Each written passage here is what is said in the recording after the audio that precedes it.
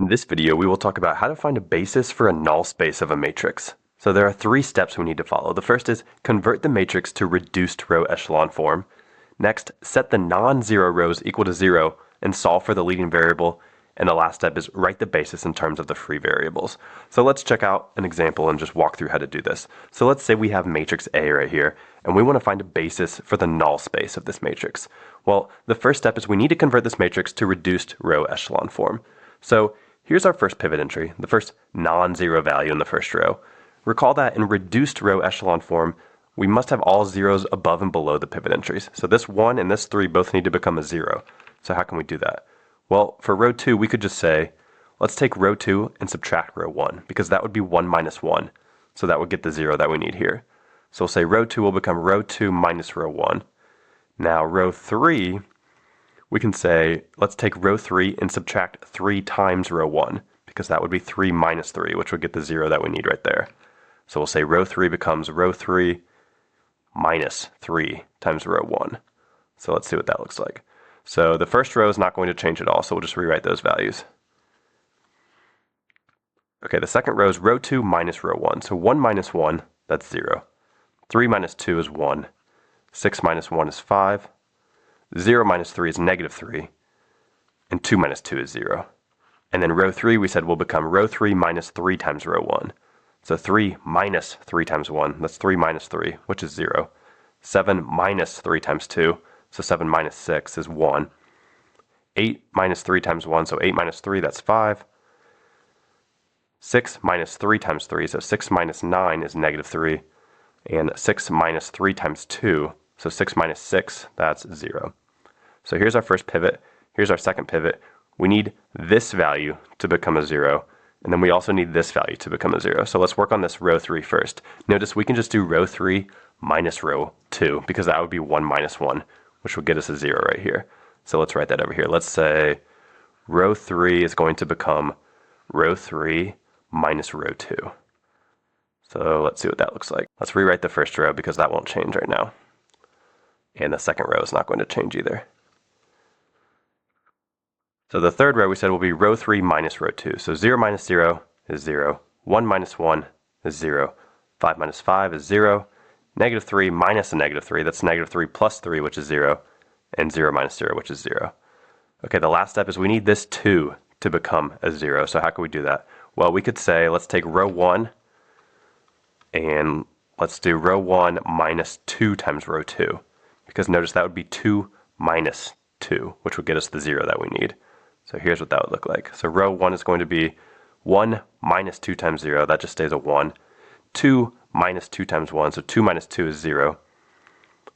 1 minus 2 times 5, so 1 minus 10, negative 9. 3 minus 2 times negative 3, so 3 plus 6, that becomes a positive 9. And then we get 2 minus 2 times 0, so that just stays at 2. Okay, and then rows 2 and 3 didn't change at all, so we'll just rewrite those values.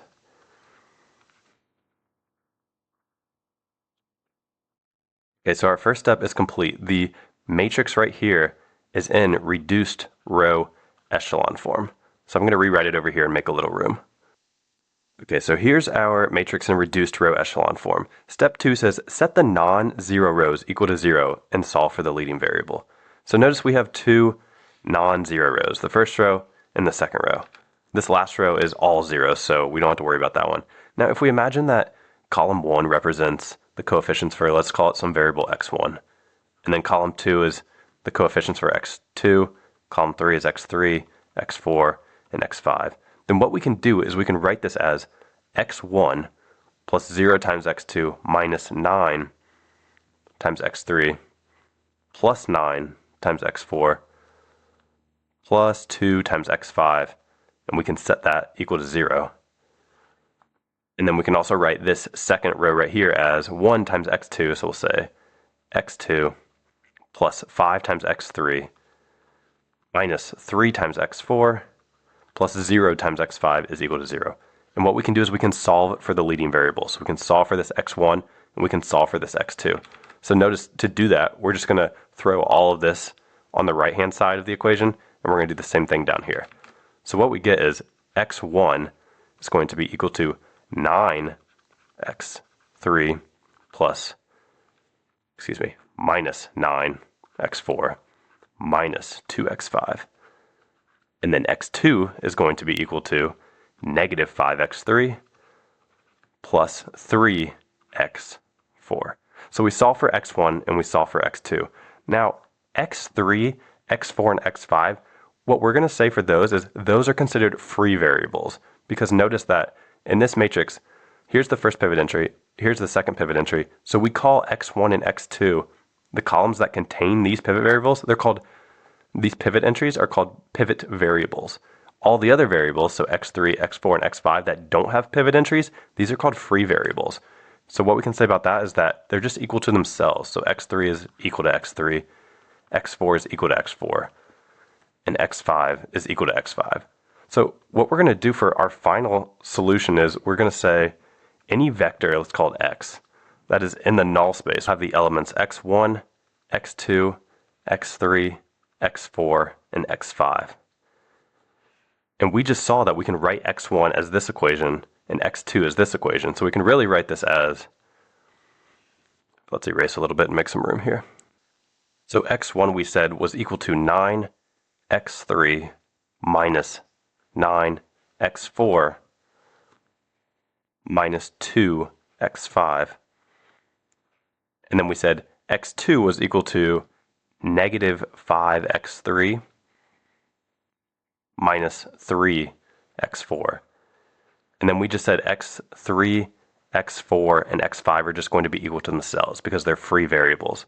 So what we can say as our final solution is we can pull out, or we can factor out each of the free variables from each of these equations. So we can say, let's pull out an x3. What are we left with? Well, we have a 9, a negative 5. This will just be a 1. And notice that no x3 occurs in these last two rows, so we'll just write a 0 and a 0.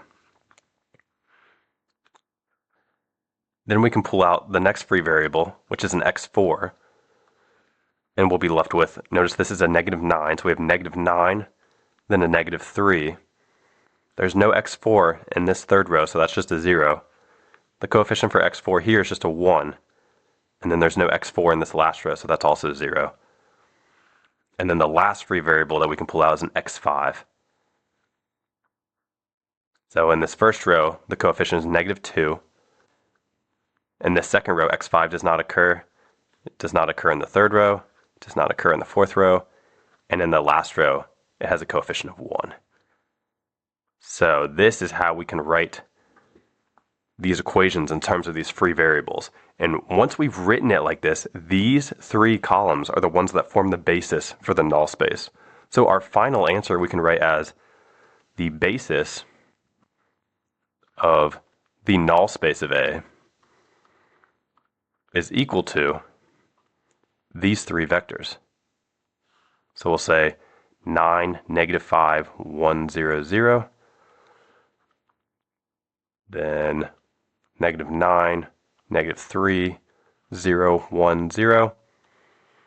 And lastly, negative 2, 0, 0, 0, 1.